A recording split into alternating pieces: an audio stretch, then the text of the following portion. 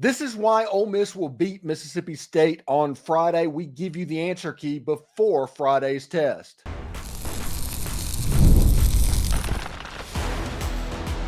You are Locked On Ole Miss, your daily podcast on the Ole Miss Rebels. Part of the Locked On Podcast Network, your team every day. Welcome to the Locked On Ole Miss podcast, your daily podcast on the Ole Miss Rebels, part of the Locked On Podcast Network, your team every day. Hello, I'm Steven Willis, a 10-year veteran member of the national media and a former Ole Miss staff member. On today's show, we're talking about the theme of the week, buy-in from this Ole Miss Rebels team. Tuesday night brought Lane Kiffin and the Rebels a surprising gift, a potential, albeit slim, path to the college football playoff. Is it likely? No, but is it enough to fuel a motivated Ole Miss team headed into Friday's matchup with Mississippi State? We will see. We'll also explore the fascinating parallels between this team and the 1990 Michigan football team that faced Ole Miss in that Gator Bowl. What scenarios need to unfold for the Rebels to capitalize? And in a more likely case for the playoffs that are out of reach, what does the bowl picture look like for this team? Stick around for a full breakdown. Locked On Ole Miss has you covered. We're free and available on all the podcast apps and on YouTube. Thank you for making Locked On Ole Miss your first listen every day. And a special hello to the insiders and every day who make the show what it is. Don't forget to find a second listen on the network. Chris Gordy at Locked On SEC or Corey Burton at Locked On Vandy offer great perspectives on the SEC and Ole Miss. Check them out. And you can start the season off with a big return on FanDuel. New customers can place a $5 bet, and you get started with $150 in bonus bets if you win that first $5 bet. Visit FanDuel.com to get started. We have reached the Battle of the Golden Egg, a game every year that is very meaningful for anybody with Mississippi ties. I think it's the most underrated rivalry in the whole Southeastern Conference. Everybody respects their team and what's going on, but I just don't see the hatred and the vitriol and everything that makes the Ole Miss and Mississippi State game special that in other places. Like the Alabama-Auburn game are usually the stakes are involved. The game, there's so many games that go around these stakes. The Ole Miss-Mississippi State game, it's just off of intensity. It's just off of hatred. It's just off of wackiness. And I think everybody enjoys that. I think the whole country enjoys this rivalry because of what it has become over the years. You want to look at my take for today's show? Ole Miss has to blow out Mississippi State. I mean, absolutely blow them out and hope for chaos for this weekend to possibly work out for them. And that's even then, it's not very likely. Ole Miss does have a slight hope for the playoff with an Egg Bowl blowout, but there's a lot of stuff that has to happen and chaos has to go. We'll talk about the playoffs. We'll talk about a bowl game as well. Second of all, the Ole Miss defense will be led by Mississippians that understand the Egg Bowl, and that is going to be a big thing. J.J. Pegues, Suntaran Perkins, Xavion Harris, those guys in the middle of the defense is probably going to play a major role in this football game. And some Ole Miss stars will be playing their last game at Ole Miss due to opt-outs. That could be Jaxson Dart. That could be Princely Emmanuel and Walter Nolen, a whole bunch of people that is preparing for the next level. There's a good chance that they do not play the bowl game. So this Mississippi State game will be your last opportunity to see them. But let's talk about this playoff thing. Ole Miss came in at number 14. I said in my live stream reaction show during the playoff rankings that number 15 or below was a bridge too far. There's just almost no path for a playoff run for Ole Miss if they were 15th or below. Number 14, there's a chance, albeit a slim one, but there's a chance. So let me tell you the scenario real quick. The way that what Ole Miss needs to have happen is they need 13, 12, and somebody in the top 11 that can fall below 11 to lose. Now the question becomes when they fall and who falls if they fall and end up above Ole Miss. But what Ole Miss needs is for number 13 to lose, which is Alabama. They play against Auburn. Auburn has to beat Alabama. That's a must-win game. Ole Miss cannot make the playoffs with an Alabama win, in my opinion. Number 2, South Carolina needs to beat Clemson. And this is where the blowout comes in this game. This will be number 15 South Carolina beating number 12 Clemson at Clemson. That is a prime jump over the team in front of you position for South Carolina. The team in front of South Carolina is Ole Miss. So in a 3-loss game, even though Ole Miss won that by 24 points on South Carolina's home field, South Carolina would probably get the recency bias, benefit of the doubt, and leapfrog Ole Miss in that scenario, unless Ole Miss put out an unbelievably impressive performance as well on national TV with everybody watching. That is how Ole Miss can protect themselves from being jumped over. So what Ole Miss fans are probably rooting for in that game, a 27-24 win by South Carolina. South Carolina has to win. There's no reason to think that they don't have to win, but they have to win that game, but they don't need to win it so much that they leapfrog, if that makes sense. And so that gets Ole Miss to 12th, and you need to get to 11th to get into the college football playoff. In that college football playoff, you have Tennessee and Vandy. That is obviously a thing. If Tennessee lost that game, they would fall behind Ole Miss, as it's been proven already in these playoff rankings. So that's an easy way for it to go. Indiana against Purdue. Purdue's like 1-11, 1-10. That doesn't seem likely. Notre Dame might be too high up in the rankings to where even if they lose the game, they won't be able to fall enough. So maybe Syracuse and Miami is something. Maybe Cal and SMU. Maybe those positions are important for this scenario. Again, it's not likely. It's a shot in the dark. It's a lottery ticket. But it is reasonable enough that people can root for the games on Saturday in a certain way to see if it works. Remember, the 2022 baseball team that won the national title backed into that NCAA tournament. And once they got there, they created basically holy hell. But that is the scenario of why I think Ole Miss has a chance to come out motivated in this game, because there is something to play for. It's not a situation where you're playing a play out the season game like Mississippi State is, if we're being honest about it. This is a game that Ole Miss needs to do what they did against Arkansas. They need to put up a ton of points. They need to throw for 600 yards. They do all that, they are going to be fine. So if one of those teams happens and Ole Miss ends up as the first team out, which would be, potentially one of the most Ole Miss things ever. But if it happens, Ole Miss is likely going to a bowl game, and they're not probably going to get a very good bowl because of bowl teams are very wary of how the excitement level is of the team. I've heard the Music City Bowl. I've heard the ReliaQuest Bowl. Probably in that realm. The Gator Bowl looks like they're going to take Florida, which they should. They're going to sell out the Gator Bowl like crazy. But let's say Ole Miss goes to one of those two bowl games to play a Big Ten team. Odds are you're going to have a completely different lineup than you are going to line up against Mississippi State. And I think that is a good thing for the bowl game, and I think Ole Miss fans should be excited about that. A chance to see Austin Simmons starting, a chance to see maybe Aiden Williams playing wide receiver, a bunch of younger Rebels on the field. This is basically what a spring game it used to be for, essentially.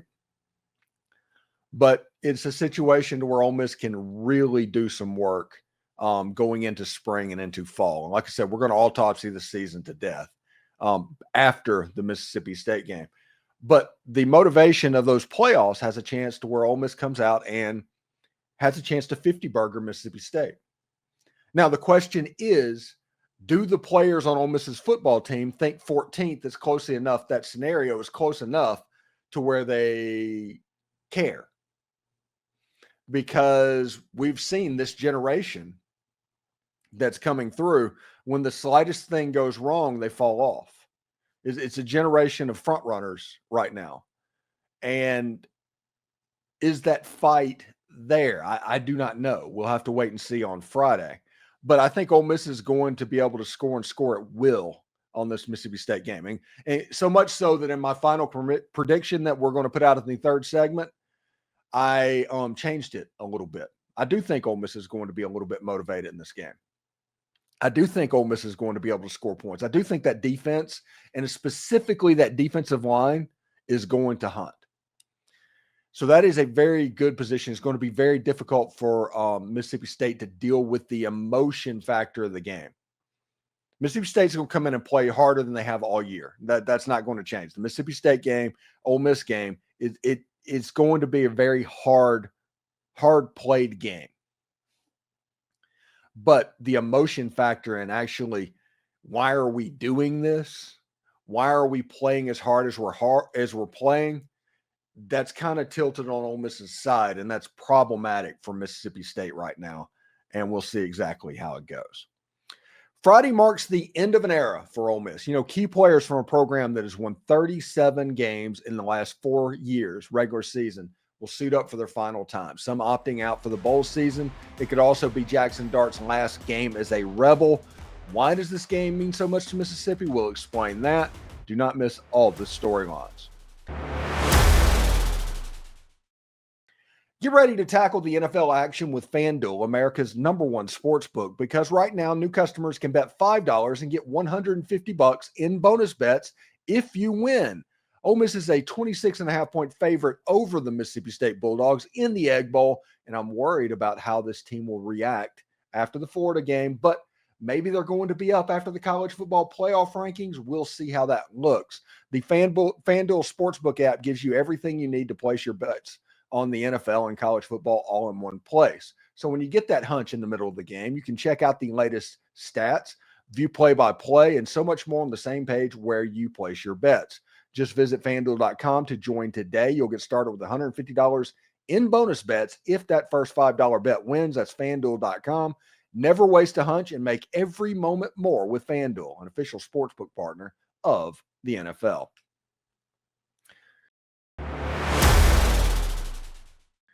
All right, so this is an interesting game. And it's an interesting game in several reasons right now because of the situation that Ole Miss finds itself in. And Ole Miss did to themselves this situation. Nobody on the outside did that. But this is a game that is a celebration of what this team has done over the last 4 years. I mean, Jaxson Dart's the winningest quarterback in Ole Miss football history. We talked about that ad nauseum for about the last year. J.J. Pegues, the mayor of Oxford, is likely his last game. Walter Nolen, Princely and Monmielen, likely Chris Paul. Trey Washington, who has been here for 4 years, is going to likely suit up as well. We don't know how the opt-outs are going to play out after this game, but in this game, when you know you have every player at your disposal, they need to be celebrated. So if there was a chance that you were, you wanted to go see Jaxson one more time, that's available to you. You wanted to go see Ulysses Bentley one more time, that's available. Now, Trey Harris, he got injured against Ford, and I do feel terrible about that. But it is a situation to where many of the players on Ole Miss's roster, this will be the last time they suit up for the Ole Miss Rebels. We'll wait and see how the bowl game looks, but I'm assuming, a lot of Caden Lee and Aiden Williams and Austin Simmons playing quarterback with Matt Jones as the running back. That's what I'm thinking is going to happen in that football game. But I think that everybody needs to take a moment and appreciate what has been done over the last 4 years. Be real. We can be as disappointed as we want to be about this season. Anybody that is ticked off about this season and right now, nobody can say a thing to them. Nobody. It wasn't the media that put the expectations on this team. It was the team that put the expectations on the team. It was them that talked about playoffs or bust. It was them that did the last dance thing. It was their fault, and they lost the games. So whenever you look at what's going on, you need to be able to walk and chew gum at the same time. You hear me talk about that all the time. Walking and chewing gum at the same time, meaning that this program is better off than it's been in 60 years. Absolutely. Nobody can argue with that at all. And B, this season was a major disappointment. Not in a disappointment like going 3-8. Not in the disappointment that Mississippi State fans are feeling right now. It was disappointment relative to expectations because it was. We were told playoffs are bust. We were told last dance. We were told all of that. Ole Miss's collective went completely all in. We were told to expect big things about this football team. And when they didn't make it, they didn't make it. So we will see. Like I said, the playoff rankings are there. There's still a slight chance that they could back their way into the playoffs. But as it sits, a bowl game and the way it goes, it would be decent for the program to be able to get a real springish game into fruition. Because if they do the same thing they did last spring, which I think was an absolute mistake, and we'll talk about that during the autopsy, it was problematic. At least you can use these bowl practices to kind of get a baseline of who the players on your team are. Or maybe they won't even do that. Who knows? Maybe they won't even do that at all. So we'll see how it goes. Anyway, happy Thanksgiving to everybody, by the way. This football season has been an unbelievably amazing wild ride. Some elation, some deflation. Ups and downs all season long. But the one constant in this football season has been you with the Locked On Ole Miss podcast. We have gained so many subscribers. Our view count went from about 1,800 per show to about 4,000 per show. And it was all because of you. Thank you very much for everything you did. We're going to keep doing this and keep doing how we're doing. Not going to change a bit to make sure that you're where you want to be.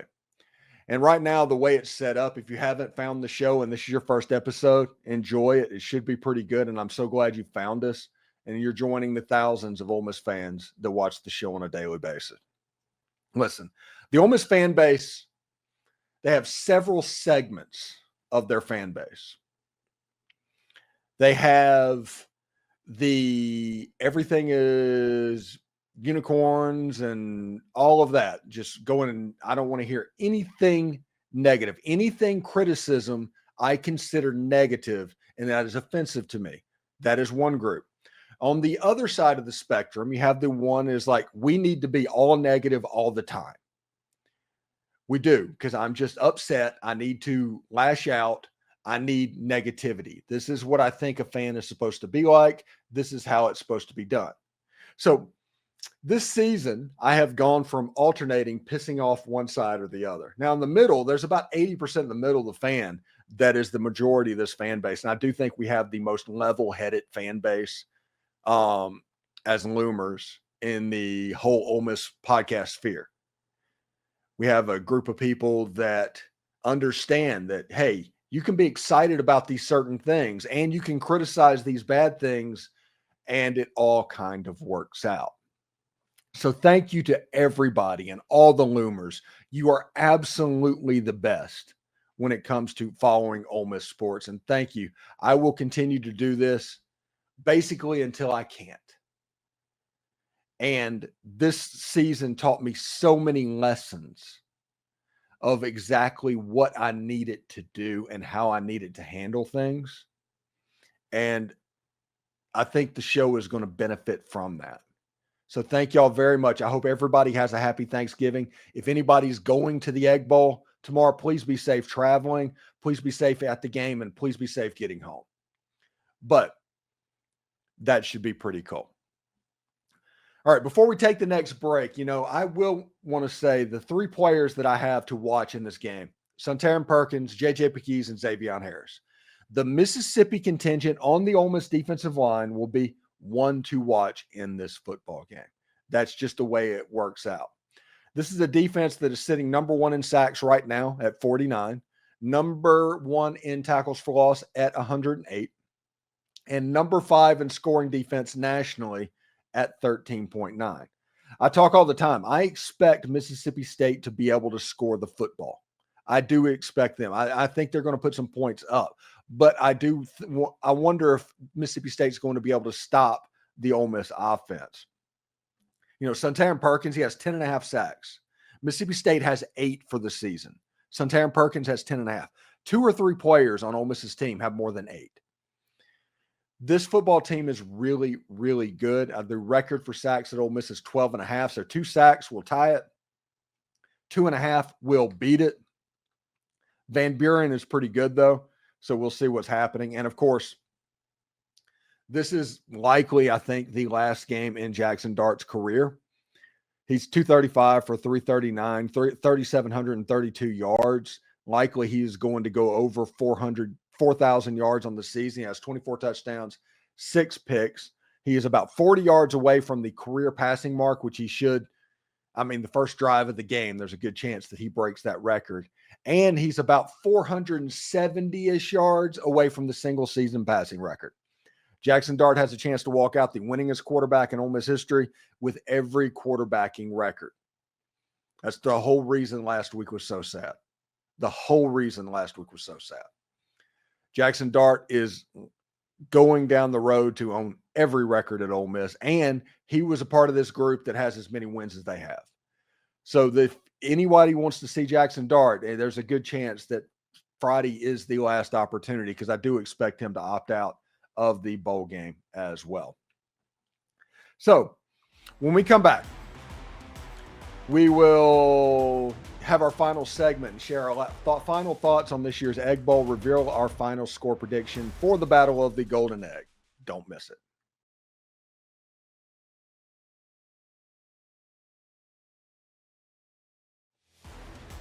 All right, so this is an interesting situation. Ole Miss is currently favored by 26.5 points.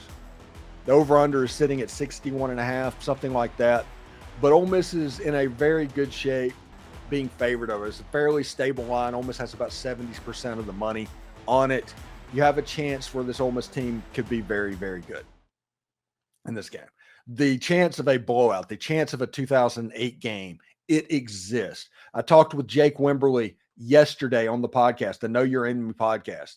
He talked about that. Ole Miss, if they're motivated to play this game, will beat Mississippi State by as much as they want to. That is what he said.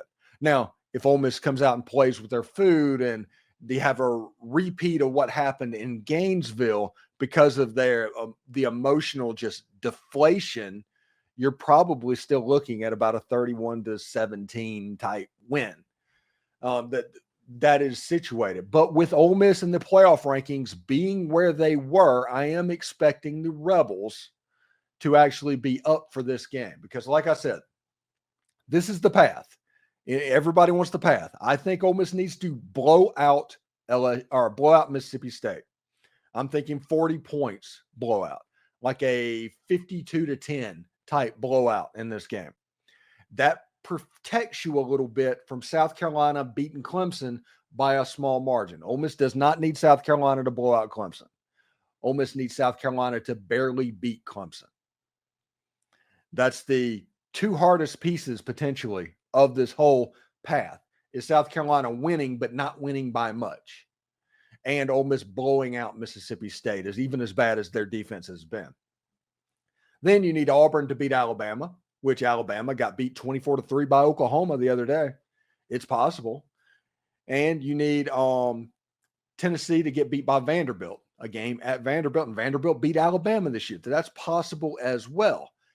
That is 3 wins right there that'll get you to the number 11 seed if South Carolina doesn't jump you. The Ole Miss could probably use some help also with Cal beating SMU, or Miami losing to Syracuse. Either one of those results would help out the Ole Miss Rebels. So we'll see exactly how it goes. But the path is there. Not likely, but it's there. And if it's there and the players believe in it, you're going to see a motivated team playing against Mississippi State on Friday, which is the most important factor for me anyway. I'm going with Ole Miss 41, State 17 in this game. I think State's going to be able to score the ball from time to time. Ole Miss is going to score early, and I think sometime in the third quarter, they're going to get Jaxson out of the game and put Austin Simmons in the game. And Austin Simmons, they're going to start transitioning over, because the likely event of a bowl game means that you are going to have to see exactly what you have of these young guys. And so we'll see exactly how that goes as well. Pretty fun. I hope everybody enjoys it. I hope everybody has an interesting turkey day today. Go visit family. Go do whatever you have to do. You do not have a football game tonight, which honestly makes me a little sad. It does. But it's a situation to where Ole Miss isn't where Ole Miss hoped to be at this point. But Ole Miss isn't so far away that they can't dream. Fans have to be able to walk and chew gum at the same time on this, and you can't be helped. And nobody should be argued with them anyway. So we'll see exactly how it goes. But that's why I think Ole Miss is going to win this game. I think Ole Miss has the better football team than Mississippi State. I think the only way that Mississippi State has a chance to win this game is if Ole Miss lets Mississippi State win this game. And Ole Miss has let Kentucky win a game. Ole Miss has let Florida win a game. Ole Miss has let LSU win a game. It is possible. It's happened. But this is a situation where I think this Ole Miss team just has more talent. Even if they play a bad game, you're looking at like a 31-17 type game. This Mississippi State defense is pretty much atrocious to this point. They've been really, really bad all year. And for a team that has been built on running the ball and playing defense for the course of my lifetime, essentially, it is so weird to see Mississippi State not have any dudes on the defensive line. No Fletcher Cox, no Jeffrey Simmons, nobody like that on the defensive line. It's just weird to see. Anyway, I hope everybody has a happy Thanksgiving. And this has been, we'll be here Friday morning with a live stream with John Macon Gillespie, and then we'll instant overreact after the ball game like we always do. Should be a lot of fun. So we'll see exactly how it goes. Thank you for making the Locked On Ole Miss podcast your go-to source for Ole Miss sports. We pride ourselves on offering the most comprehensive perspectives, which is why we're the number one Ole Miss podcast out there. Your support means the world to us. Thank you for making Locked On Ole Miss your first listen today. For your second listen, check out Locked On SEC podcast. Host Chris Gordy holds no punches, covering the best podcast or best conference in college football. Find Locked On SEC on YouTube or wherever you listen to your podcast. Also, exciting news. You can now become a Locked On Ole Miss Insider. The best and easiest way to stay updated on all things Ole Miss sports is our texting program that sends you notifications on anything relevant without the hassle of message boards filled with trolls. Enjoy a 14-day free trial and experience the future of college sports coverage. We're adding new perks as we grow, so do not miss out. The link is down in the description. For those of you watching on YouTube, we'll send you to Locked On College Sports right now. And also, Brian Smith is coming back Monday. We're going to start talking National Signing Day and getting his opinion on the Ole Miss recruiting class as well. Be safe heading up to the Egg Bowl. Be safe at Thanksgiving. Howdy toddy, everyone.